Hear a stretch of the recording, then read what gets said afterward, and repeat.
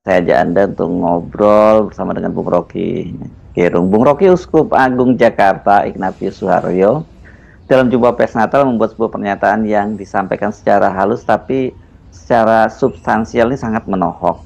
Beliau menyatakan belakangan ini banyak kasus korupsi yang dibiarkan supaya nanti pada waktunya dijadikan alat untuk membunuh demi mencapai kepentingan tertentu.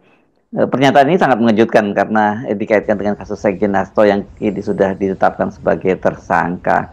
Apakah ini salah satu contoh dari sinyalemen yang disampaikan oleh Pak Uskup Agung ini?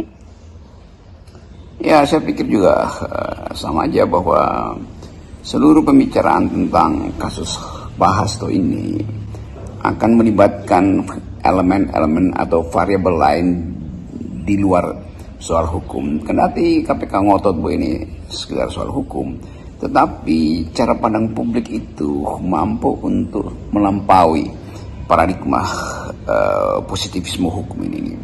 Jadi kalau Pak Kardinal Jakarta mulai juga menduga dengan cara yang sama, artinya wilayah hukum itu sekedar jadi semacam tempelan untuk kasus yang melampauinya, yaitu kasus politik, kasus dendam, kasus macam-macam tuh.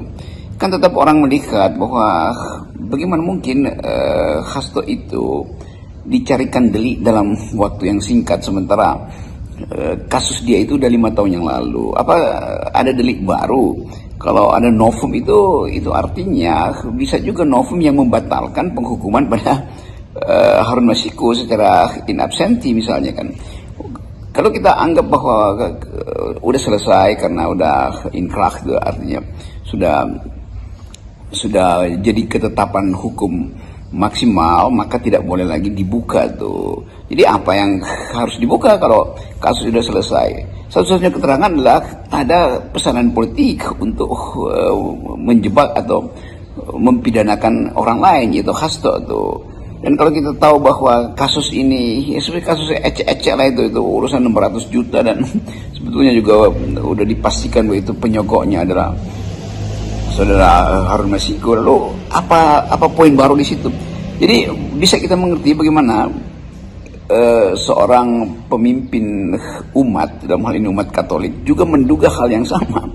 Juga sebetulnya mereka yang ada di dalam wilayah moral seperti ustadz, kaum oposisi yang tidak punya kepentingan dengan kekuasaan melihat hal yang sama, bahwa di belakang isu suap sogok menyogok ini itu ada pesan politik yang sangat kuat, yaitu hancurkan PDIP, ganti Hasto. Semua itu sebetulnya hal yang mudah kita duga atau kita postulatkan dari sekarang. Jadi keterangan-keterangan yang diberikan oleh KPK akhirnya jadi semacam ya orkestrasi yang dipaksakan tuh. Padahal sebelumnya kita lihat bahwa KPK berupaya justru untuk menangkap Harun Masiku, nggak berhasil, sampai akhirnya ditetapkan sebagai sudah terhukum, udah inkrah, tetapi masih ada ambisi pesanan untuk menangkap orang lain yang sebetulnya jauh sekali dari peristiwa itu. Dan peristiwa itu tidak lagi dianggap sebagai kausa celebre, kasus yang mendebarkan karena uangnya uang sendiri, ya, mungkin dia pinjam, mungkin juga dikumpulkan oleh teman-teman, tapi kan peristiwa itu udah selesai itu. Jadi itu yang menjadi kecurigaan bahkan dari seorang kardinal, pemimpin umat Katolik di Jakarta.